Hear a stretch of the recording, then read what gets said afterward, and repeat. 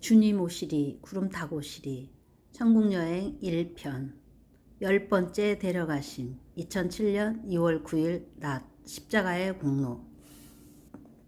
지난 3일간 세상과 완전히 단절된 생활을 해야 했다. 인터넷은 고장나 불통이었다. 전화는 있으나 마나 한 것이 전화 오는 곳이 한 군데도 없었고 설사 온다고 해도 예수님께서 내가 책을 쓰고 있는 동안에는 전화를 받지 못하도록 말씀하신 까닭이다. 그런데다가 간밤에는 예수님께서 천국에 데려가실 듯이 나를 성령으로 사로잡아 뜨겁게 달구시고 진동하게 하시고는 천국에 데려가지 않으셨다. 평소에 천국을 데려가실 때처럼 모든 순서가 진행이 되고는 그뿐으로 끝나고 만 것이다. 그런데 그 이후로 왠지 기분이 묘해지기 시작했다. 마치 나 혼자 적막강산에 떨구어진 듯한 묘한 감정을 느꼈다. 하나님께서 나를 버리시지 않을 것을 알면서도 왠지 주님께 버림받은 것 같은 마음이 자꾸만 들면서 슬퍼지는 것이었다. 말로 할 수 없이 외롭고 고독한 것이 어디에 하소연할 곳도 생각나지 못하게 막으셨나 보다. 어느 곳도 연락하지 못하고 홀로 외로움 속에 몸부림치는 지난 3일간이었다. 3일째 되던 날 친한 집사님에게서 전화가 왔다. 주님께서 받도록 허락하셔서 통화하게 되었다. 대화 가운데 떠오르는 것이 있었다. 내가 그 가정에 가서 함께 기도할 때였다. 나도 모르게 손이 십자가 모양이 되어 한동안 있었더랬다. 그것을 잊고 있었는데 집사님이 떠올려 주신 것이다. 그러면서 그 순간에 모든 것에 대한 통찰이 생겼다. 아, 그렇구나. 사흘 전에 십자가에 못 박히신 주님을 묵상하게 하시고 지금은 사도신경의 고백처럼 장사한 지 사흘간 음부에 계셨던 예수님을 느껴보게 하신 거였구나. 그러면서 간밤에 사건도 납득이 갔다. 성령님의 강한 역사가 있었음에도 불구하고 주님은 나를 천국에 데려가시지 않으셨다. 의도적으로 말이다. 마치 하나님 아버지의 의도적인 버리심으로 인해 죄 없으신 예수님께서 3일간 천국에 이르지 못하신 것처럼 말이다. 주님께서 내게 느끼게 하셨던 버림받음의 느낌, 그것은 예수님께서 성부 하나님 아버지께 버림받으심을 느껴보도록 내게 베푸셨던 은총이었다. 그 사랑을 생각하자니 그저 죄송스럽고 황송하기 한량 없어서 감사 감격에 하루 종일을 예수님 액자를 끌어안고 울며 보냈다. 그러다가 드디어 인터넷이 연결되어 기쁜 마음으로 인터넷 채팅으로 아는 목사님과 집사님과 은혜를 나누게 되었다. 음부에 처하신 예수님을 묵상하며 가라앉았던 내 심령이 주님의 은혜 가운데 차츰 회복되어 갔다. 헤어질 즈음에 내가 기도드리는데 뜨거운 성령님의 임재가 있어서 심령이 마치 불붙는 것 같았다. 기도가 끝나고 나는 의자 뒤로 몸을 뉘운 채로 주님의 기름 부으심을 한껏 받고 있었다. 그때였다. 예수님께서 내 앞에 나타나셨다. 세마포를 입으신 예수님께서 내 얼굴 여기저기 마구 입을 맞추었다. 나는 오래도록 정신없이 한참을 맑게 웃었다. 주님께서 주시는 거룩한 웃음을 마음껏 웃은 것이다. 주님께서 주시는 웃음이 있다. 주님이 주시는 웃음을 웃으면 심령의 큰 기쁨이 충만해지면서 내면의 치유가 된다. 지난 며칠간 내가 겪었던 마음 쓰림에 대한 주님의 이로하심임을 알기에 주님께 감사드렸다. 웃음으로 내 입에 즐거운 소리로 내 입술에 채우시리니 너를 미워하는 자는 부끄러움을 당할 것이라. 악인의 장막은 없어지리라. 욥기 8장 21절. 그리고는 금세 나를 천국으로 데려가셨다. 저번 날처럼 비디오 테이프가 빨리 돌아가듯이 큰 성전과 큰 방에 들러 옷을 갈아입었다. 그리고 다시 나는 성전에, 예수님께서는 보좌에 앉으셨다. 천국은 모든 것이 가능한 것이므로 굳이 주님께서 나를 큰 방에 들러 옷을 갈아입히시거나 할 필요 없이 곧장 내 옷을 변형시키실 수도 있을 터이다. 그럼에도 불구하고 그렇게 하지 않으신다. 그 일을 반드시 짚고 가게 하시는 것이다. 그 일은 내게 이미 익숙해졌으므로 신속하게 절차를 밟도록 이끄시는 것이다. 아무리 바빠도 바늘허리 메어 쓰지 못한다는 한국 속담이 있다.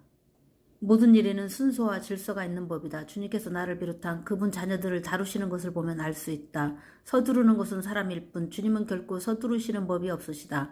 아무리 잃어버린 영혼을 구원하시기 급하시더라도 훈련되지 않은 자나 설익은 자를 선교 일선에 내어 모는 분이 아니시다.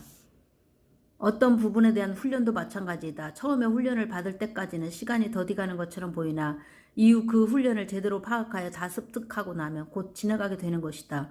어떤 부분에 대해 훈련을 받았다고 해서 그 다음에는 그 일을 안 겪게 되는 것이 아니라 그 상황이 오더라도 빨리 지나가게 되는 것이다. 늘 있는 만조백광 같은 아름다운 사람들이 이번에는 다 함께 V자로 손을 높이 쳐들고 한 목소리로 힘차게 찬양했다. 나를 구원하신 예수를 찬양하리라, 찬양하리라, 찬양하리라. 나도 함께 V자로 두 손을 들고 드레스를 입은 상태로 점프하듯 뛰며 성전을 둥글게 돌다가 덤블링을 하듯 이리저리 제주를 부리는 것이었다. 나를 비롯한 그 자리의 모든 이들이 하염없이 기쁨이 충만한 상태임을 알 수 있었다. 지난 3일간 하나님께 버림받은 예수님의 마음을 겪어본 이후 예수님께서 나를 구원해 주신 것에 대한 이전보다 더욱 깊고 크게 내 영혼이 있는 힘껏 찬양과 감사를 드리고 있는 것이다. 그리고 나서 예수님과 내가 마치 두 개의 종이 비행기처럼 나란히 납작한 모습이 되어 하늘을 누볐다. 마치 예수님과 내가 신혼여행을 떠나는 느낌이었다. 희한한 것은 하늘을 날 때에도 옷이 아래로 처지지가 않았다. 하나님의 능력이 그것을 가능케 하는 것이다. 아래로 새 예루살렘 성들과 광활하게 펼쳐진 푸르른 들판, 낮은 언덕, 굽이굽이 보이는 시내와 강들, 그리고 나의 상급집도 보였다. 그것들 또한 모두 내게 허락된 것만 내가 볼 수 있는 것임을 알게 해주셨다. 나는 한동안 예수님과 날면서 가끔 주님을 바라보며 웃기도 하면서 즐거운 시간을 보냈다. 몸도 마음도 말 그대로 하늘을 날고 있는 것이었다. 멀리 상급집이 보이길래 속으로 내 상급집이다 하는데 곧 예수님의 웃음소리가 들리는 것이었다. 예수님의 웃음소리를 들으면서 나도 함께 웃었다. 예수님께서 저번 날처럼 나의 상급집만 보아도 즐거워서 어쩔 줄 모르시는 것이다. 상급집을 보고 싶다는 마음이 들자마자 예수님과 나는 상급집 옥상에 이르러 있었다. 지붕이 없는 상급집 편평한 그 옥상에 처음 올라가 보았다. 왠지 실내에 들어가고 싶다는 생각은 들지 않았다. 그곳에서 아래를 내려다보며 예수님과의 대화가 시작되었다. 그때 나는 생각지도 않았던 사람에 대해 묻고 있었다. 인터넷에 올린 내 글에 댓글을 쓴 사람이었다. 안면도 친분도 없는 사람이었다. 그뿐 아니라 내 블로그에 처음 방문했던 분이었다. 그 자매가 댓글에 쓰기를 아담의 천국 가게 되면 자신에 대해 물어봐 달라고 했었다. 그런데 뜬금없이 지금 그 자매가 떠오르는 것이다. 그것을 보아도 질문은 내가 하는 것이 아니오 주님께서 말씀하시고자 하는 질문을 나로 하여금 하도록 인도하시는 것임을 알 수가 있다. 그때 나는 주님의 답변을 그분께 쪽지로 보내드렸다. 그런데 그 이후 놀라운 일이 생겼다. 주님의 인도하심 가운데 그 자매와 만나게 된 것이다. 그 자매는 원래 해외 동포였었다. 그런데 놀랍게도 한국서 만나는 기적 같은 일이 발생한 것이다. 더구나 내가 자매의 마중을 하러 공항에 나갔었다. 그뿐 아니라 그 자매와 함께 성경 공부도 했었다. 전혀 알지 못하고 이후에 만날 일도 없는 사람이라 여겼었다. 그런데 주님은 이미 모든 것을 아시고 각각 딴 나라에 살고 있는 우리를 한 지역에서 만나게 하신 것이다. 주님은 우리의 만남을 미리 정해둔 것이라고 믿는다. 참으로 주님의 계획하심 가운데 있는 우리에게는 결코 우연이란 티끌만치도 없음을 새삼 느끼게 된다. 이제 함께 가자. 내가 한 곳을 보여주리라. 순간 내 마음에 그곳이 지옥인 것을 알았으나 이전처럼 주저하지 않았다. 주님, 저는 주님이 당하신 고난을 이제 알아요. 음부에 처하신 그 아픔도 알아요. 주님이 가시는 곳은 어디든지 제가 함께 갈게요. 며칠간 겪어보게 하셨던 그 아픔을 다시금 느끼며 내가 말했다. 그리고는 예수님 앞에 한쪽 무릎을 꿇었을 때 예수님께서 못자국 난 발을 보여주셨다. 전에 지옥의 가룟 유다의 옥 앞에서 못자국 난 손을 보여주시면서 발은 보여주시지 않았었는데 오늘 드디어 보여주시는 것이었다. 못자국 난 주님의 발등은 하얀 빛이 났다. 하얀 구멍처럼 보였다. 그 못자국 난 발을 보며 나를 위해 죽으신 그 발 아래 엎드려 입맞추고 울었다. 그러나 그 울음은 주님이 염려하신 아픔의 눈물이 아닌 감사의 눈물이다. 그러므로 이제 마음을 단련시킨 후 예수님의 발등을 내게 보여주시는 것이다. 예수님께서 울고 있는 나를 일으키셨고 우리는 어느새 지옥에 와 있었다. 저번 날처럼 불구덩이 속의 사람들을 다시 보았다. 이전보다 훨씬 더 많은 사람들이 바글바글했다. 나는 얼마 안 되어 이처럼 사람들의 수가 늘어난 것에 대해 약간 놀랐으나 겉으로 드러내지 않았다. 아우성 소리가 더 크게 들리는 듯 했다. 예수님께서 더할 수 없이 슬픈 목소리로 울음이 잔뜩 섞인 목소리로 말씀하셨다. 내가 십자가에 못 박혀 죽은 것이 아무 소용이 없이 이처럼 나를 등지고 이곳에 와 있구나. 그 말씀을 듣는 나도 말할 수 없이 울적한 마음이 들었다. 그렇게 줄 서 있는 사람들을 마귀가 뾰족한 창으로 끊임없이 여기저기 깊숙이 찔러대고 있었다. 그 사람들은 창을 피하려고 이리저리 몸을 빼려 했다. 그러나 워낙 사람이 빽빽히 들어차 늘어서 있어서 옴짝달싹 못하고 창뿌리를 맞으면서 입을 크게 벌리고 비명을 질러대고 있는 것이었다. 그 곁에는 또 한 무더기에 벌거벗은 사람들이 엎드러져 있었는데 채찍으로 그들의 등을 내려치고 있었다. 이들도 삐쩍 마른 사람들이었다. 채찍은 노마 시대에 썼다는 채찍 끝에 갈고리가 여러 개 달린 것이었다. 예수님께서 이런 채찍이 맞으셨다던데 그와 똑같은 채찍이었다. 채찍이 그들의 등에 떨어질 때마다 시뻘건 줄이 여러 줄 가면서 살이 긁어져 나왔다. 엎드린 사람들은 일어나지도 못하고 엎드린 채 찢어지는 비명을 질러댔다. 그렇게 계속 채찍을 맞고 있었다. 그 광경이 너무 처참해서 나는 참을 수 없는 울음을 터뜨렸다. 예수님께서 역시나 몹시 슬픈 어조로 말씀하시는 음성이 들려왔다. 저들은 나를 다시 한번 십자가에 못 박은 자들이다. 너는 가서 전하거라. 나를 다시는 십자가에 못 박지 말라고. 다시는 그러지 말라고. 한번 빛을 받고 하늘의 은사를 맛보고 성령에 참여한 바 되고 하나님의 선한 말씀과 내세의 능력을 맛보고도 타락한 자들은 다시 새롭게 하여 회개하게 할 수 없나니 이는 그들이 하나님의 아들을 다시 십자가에 못 박아 드러내놓고 욕되게 함이라. 히브리서 6장 4절에서 6절. 내가 하도 우니까 예수님께서 나를 다시 천국으로 이끄셨다. 새 예루살렘 거리였다. 이전에 본 작은 폭포수를 지나 오른쪽 길로 돌아서니 작은 좌판 같은 것이 아이스크림집처럼 생긴 곳 앞에 펼쳐져 세워져 있었다. 2개의 단으로 된 좌판이었는데 그 위에는 풍선 같은 것들이 진열되어 있었다. 너무 희한하기만 했다. 천국의 좌판이라니 누가 장사를 하는 것도 아닐 테고. 속으로 그런 생각이 드는데 주님께서 미소 지으며 말씀하셨다. 천국에서는 누구든 거저 가진단다. 누구든 원하는 사람은 마음껏 가져갈 수 있다. 그러면 또 채워지느니라. 오병이어와 같은 이치, 쓰고 또 써도 자꾸만 생기는 곳, 천국은 정말 좋은 곳이다. 핑크빛 풍선 하나를 들어 불었더니 하트 모양의 풍선이 되었다. 거기는 어떤 것이든 불면 하트 모양이 된다는 것이 절로 알아졌다. 하나를 불어 하늘 위로 올리면서 나는 마구 박수치며 어린아이처럼 깔깔대고 좋아했다. 내 나이에 걸맞지 않은 이런 일을 하는 데에 대해 의아스러운 분들도 있을지 모른다. 그러나 이 일은 누구보다 나로 하여금 새삼스레 예수님께 놀라게 되는 일이다. 나의 철없고 어린아이 같은 내면을 어른들은 몰라도 주님은 날 만드셨기에 너무 잘 아시는 것이다. 그래서 지옥에서 힘겨워했던 나에게 이런 아동틱한 것을 보여주시는 것이다. 내가 좋아할 것을 아시고 말이다. 이왕 여기 왔으니 나의 집도 보았으면 싶은 생각이 들자마자 예수님과 내가 집 앞에 서 있었다. 문 가운데 문패는 여전히 아직 내가 읽지 못하는 천국말로 나의 새 이름이 쓰여져 있었다. 신이 나서 문으로 들어가니 휘어진 멋진 계단이 여전히 멋지게 떡 버티고 있었다. 2층 맨 처음에 있는 내 방으로 들어갔다. 그것도 오른쪽 진열대 위에 보석들이 아무 탈 없이 수북히 잘 있었다. 하루빨리 가서 그것들을 쓰며 영원히 지내면 참 좋으련만.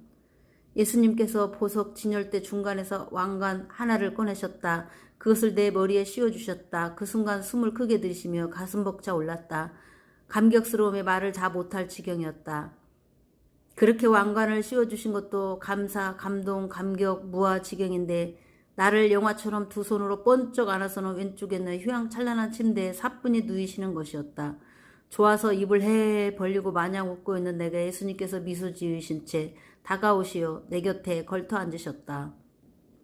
그리고는 내 이마에 입맞추며 말씀하셨다. 나의 왕비여. 아, 내가 예수님의 왕비, 만왕의 왕이신 예수님의 신부니까 왕비 맞구나. 예수님은 왕비도 많으셔. 예수님 욕심쟁이. 내가 웃으며 말하자 예수님께서도 웃으시며 내 머리카락을 쓰다듬으셨다. 그래, 나는 사랑의 욕심이 많단다.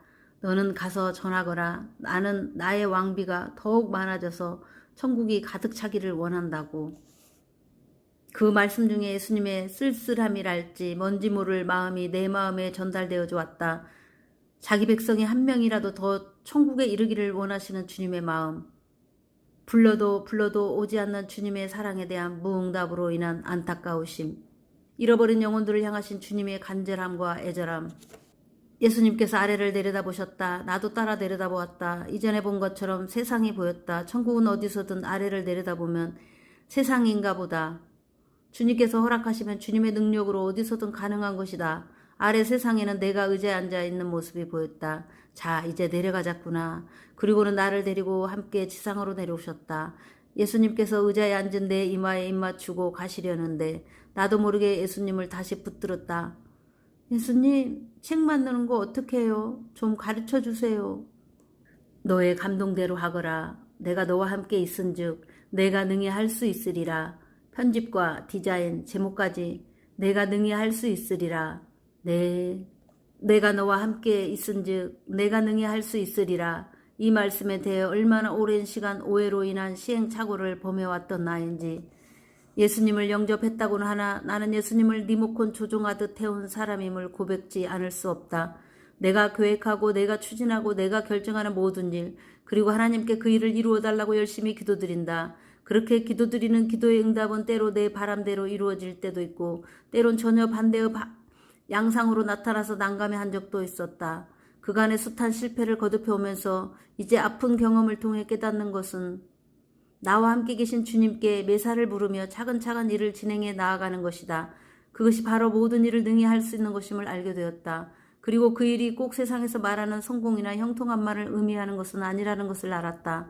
하나님은 요셉과 함께하여 범사에 형통케 하셨다고 성경에 말씀한다.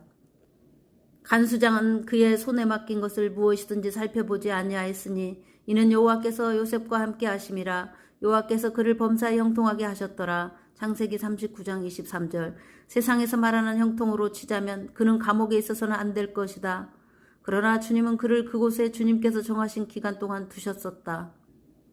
나의 환경도 그와 같아서 주님께서 원하시는 환경 속에 있는 것이 주님 보시기에 아름다운 것임을 이제 안다. 비록 그것이 사람 보기에 의아스럽게 보일지라도 말이다. 주님을 3번 부인한 베드로를 따로 불러 회개의 기회를 주신 주님께서 내게도 그러하셨다. 주님을 리모컨 조종하는 죄를 범해온 내게 이제 만회할 기회를 주시는 것이다. 주님을 모시고 주님 안에서 모든 일을 능히 할 수 있게 하시는 것이다. 이제 그 말씀을 하시고는 나에게서 떠나가시는데 보통 때는 순간적으로 사라지셨는데 오늘은 그러지 않으셨다. 나는 의자에 앉은 채로 양손을 들어 바이바이 흔들고 있었고 예수님은 세마포 옷을 입으신 채 나를 향하여 서신 모습으로 점점 멀어지시면서 양손을 나처럼 빠이빠이 흔들며 조그맣게 사라져 가셨다. 지옥의 울부짖는 영혼들을 보시며 말씀하시던 예수님의 젖은 음성이 아직도 내 가슴 깊이 맴돌고 있다. 내가 십자가에 못 박혀 죽은 것이 아무 소용이 없이 이처럼 나를 등지고 이곳에 와 있구나. 그 말씀이 떠오를 때마다 주님의 그 아픔을 나에게도 느끼게 하신다. 그러면서 자꾸만 눈물이 나는 것이다. 누구든지 그 자리에 처할 수 있다. 그것을 주님께서는 우리에게 경고하고 계신 것이다. 예수님은 진정 우리와 함께 빛나는 천국에서 영원히 행복한 삶을 누리기 원하신다. 그 자리에 함께 갔으면 참 좋겠다. 그곳에서 주님 얼굴을 환히 배웠고 그 사랑을 마음껏 감사하며 찬양하며 영원히 모두 함께 살았으면 참 좋겠다.